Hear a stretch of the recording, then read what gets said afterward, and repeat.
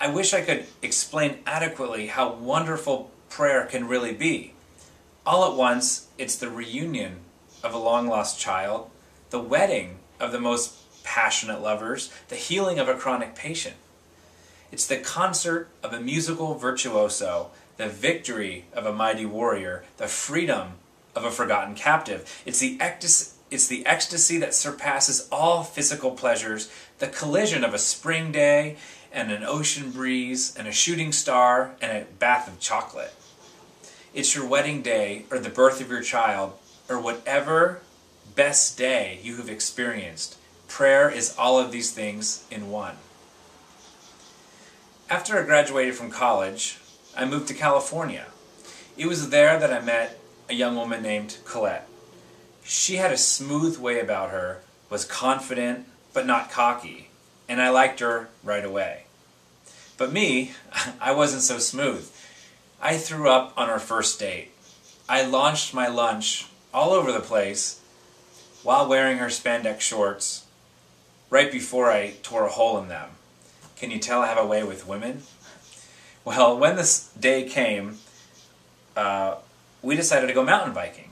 So I drove to her apartment. Colette was an avid mountain biker, she said. And, well, I had a mountain bike, so surely that counted for something. So when the day arrived, I drove to her place. She took one look at my atrophied little legs and my kid's helmet and said, "I think we'll drive to the mountain." She usually biked right from her apartment. But before we left, Colette tossed me a pair of her spandex shorts.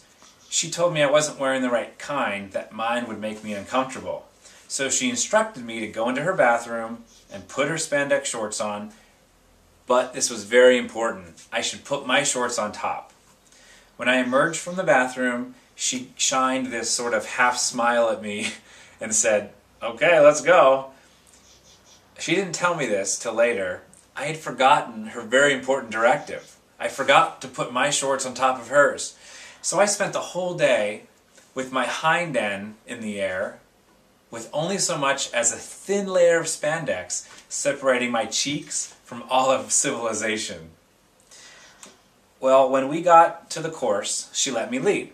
So I started out pretty fast. I was trying to impress her a little bit. But soon I started to struggle.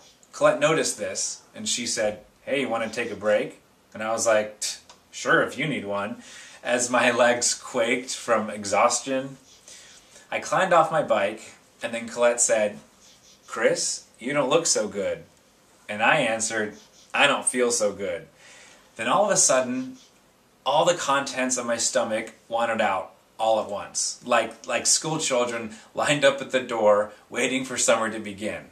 I took a step forward and let them all out. Summer was in session. Afterwards, I plopped down on the ground right into a pile of sap. I said, "Colette, sorry about your shorts." Now, some of you might think it's reasonable if I would have just gone home. If I would have just packed it all up and drove home, that would be okay. Some of you might have even clapped. But we were having such a good time.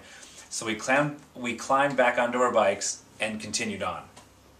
Soon we came to the top of this gravel hill. Colette went first, and she floated down the hill like an angel. Then I started off. It started out fine, but pretty soon the bike started to wobble. I'm a little uneasy going down hills, gravel roads. So my bike started to wobble. I leaned the other way to compensate, but it was too late. I wiped out. I crashed, I fell off the bike. When I hit the ground, I slid a few feet. But pretty soon I stood up and went, "I'm all right, I'm all right." Colette ran over to me like a lifeguard at the beach. Maybe she'd give me mouth to mouth, but she didn't. Already I had inspected the long scrape of my leg, and I noticed I had torn her shorts. I sort of apologized for the shorts, and she said, "No, don't worry, you can keep them." Another first! A girl had never given me her clothes on a first date. Now, presently, some of you might be thinking, "Colette, just leave." A few vocal watchers might even be yelling, "Get out of there, honey. You don't know what you're getting into." You're trying to rescue Colette, and while that's kind of nice and noble of you, I have some news. She can't hear you. Plus, it's too late. A year later, Colette and I were married, and we've been together ever since. Now, you might ask, why has our marriage worked? Because it started out authentically. Any amount of schmoozing or impressing I was planning to do was quickly derailed. I had no time to put the moves on to disguise myself as Mr. Charmer. That's because Mr. Chunker showed up pretty quickly and ruined the whole show. But with him came the real me, and Colette saw that, and she liked it. She liked me. I didn't have to be someone else. I could be me. I was free to be me. This is what God wants from you. He wants you. He wants a relationship with you. That's why He's in it. To get you, even if you're a mess, especially if you're a mess, so give Him you.